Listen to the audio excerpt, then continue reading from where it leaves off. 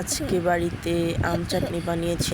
এখানে আমি 4টা আম নিয়েছিলাম। এখন আমগুলোকে ছুলে তারপরে যেভাবে কেটে নিচ্ছি। আপনারা চাইলে আমগুলোকে গ্রেট করেও নিতে পারেন, চাইলে স্লাইসার দিয়ে স্লাইস করেও কেটে নিতে পারেন, চাইলে পিলার দিয়েও ছুলে নিতে পারেন আমগুলো। তো আমার কাছে পিলার ছিল না, তো আমি এখানে চাকু দিয়ে কেটে নিচ্ছি আমগুলো। দেখতেই পাচ্ছেন কীভাবে আমগুলো কেটে নিচ্ছি আমি।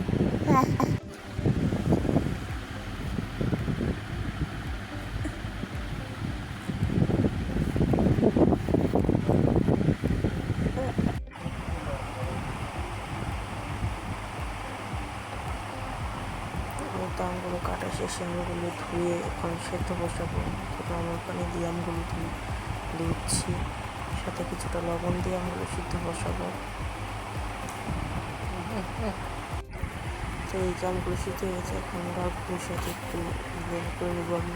তো আপনারা চাইলে এই পর্যায়ে আমগুলোকে নামিয়ে ঠান্ডা করে ব্লেন্ড করে নিতে পারেন।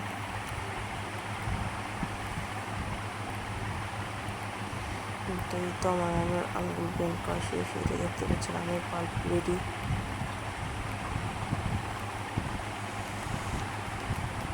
তারপরে যে আমের পাল্পগুলো এখন নামিয়ে চুলা থেকে এখন ছেঁকে নেব। একটা ছাঁকনির সাহায্যে আমের পাল্পগুলো ছেঁকে নেবেন। তারপরে তো কড়ার মধ্যে আমের পাল্পগুলো দিয়ে দেব, সাথে কিছুটা চিনি দিয়ে দিব স্বাদ মতো। আপনারা চাইলে মিষ্টিটা কমেও দিতে পারেন, বাড়িয়েও দিতে পারেন। আমি মিষ্টিটা একটু বাড়িয়ে দিয়েছি। স্বাদ মতো লবণ দিয়ে দিব, দিয়ে অনবরত নাড়তে হবে, নাড়ার মধ্যেই থাকতে হবে। নাড়া অফ করে দিলে পোড়া লেগে যাবে নিচে দিয়ে। তো তারপর দিয়ে দেবো কিছুটা মরিচ গুঁড়ো। এখানে আমি অল্প মরিচ গুঁড়ো ইউজ করেছি, যেহেতু এখানে আমি চিলি ফ্লেক্স ইউজ করবো। তারপরে এতে দিয়ে দিলাম কিছুটা চিলি ফ্লেক্স। তো এতে চিলি ফ্লেক্স দিয়েছে, এখন অনবরত নাড়তে হবে। বললাম তো নাড়া থামানো যাবে না, নাড়া থামালে নিচে দিয়ে পোড়া লেগে যাবে, তখন এটা খেতে ভালো লাগবে না। তো এই যে দেখতেই পাচ্ছেন আমি নাড়ছি।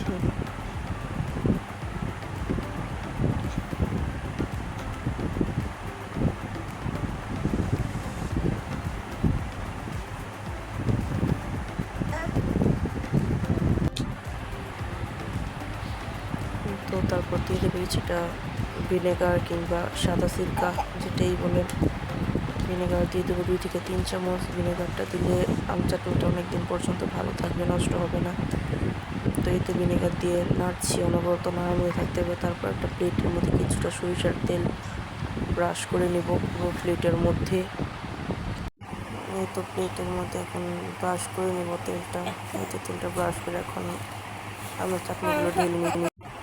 তো এই তো দেখতেই পাচ্ছেন ঢেলে নিচ্ছি। এই তো আমার পুরোটা ঢালা শেষ। এখন এটাকে রেখে দেবো ফ্যানের নিচে ঠান্ডা হওয়ার জন্য।